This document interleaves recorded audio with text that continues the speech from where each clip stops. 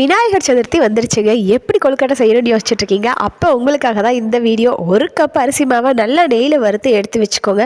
அது கூடவே 1/2 கப் வெல்லமும், ஒரு 1/4 கப் அளவுக்கு பச்சைக்கடலை பருப்பை நைட்டே ஊற வச்சு நல்லா கழுவி குக்கரில் போட்டு நல்லா விசில் விட்டு எடுத்துக்கோங்க. 6-7 விசில் விடுங்க. அப்போ தான் நல்லா வெந்து வரும். வெல்லம் சேர்க்கறதுனால அந்த தித்திப்பு நல்லாயிருக்கும். நீங்கள் கருப்பட்டி இருந்தால் கூட சேர்த்துக்கலாம். இது கூட 2 ஏலக்காயை தட்டி போட்டால் நல்லா மணன்னு அருமையாக இருக்குங்க.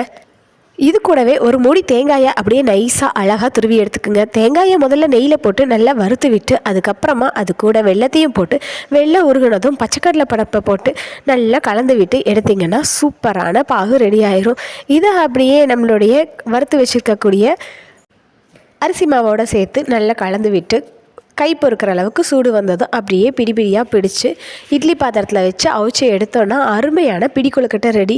நல்ல நெய் மணத்தோட கமன்னு சூப்பராக இருக்குங்க. டேஸ்ட்டாக இருக்கும். செஞ்சு பாருங்கள். ஈஸியாக வேலை முடிஞ்சிடும். 21 கொழுக்கட்டை விநாயகருக்கு வச்சு படைச்சோன்னா வினையெல்லாம் தீர்ந்து நல்லா இருக்குங்கிறது நம்பிக்கை. நீங்களும் 21 கொழுக்கட்டை செஞ்சு இது போல் செய்யுங்க. பாய்.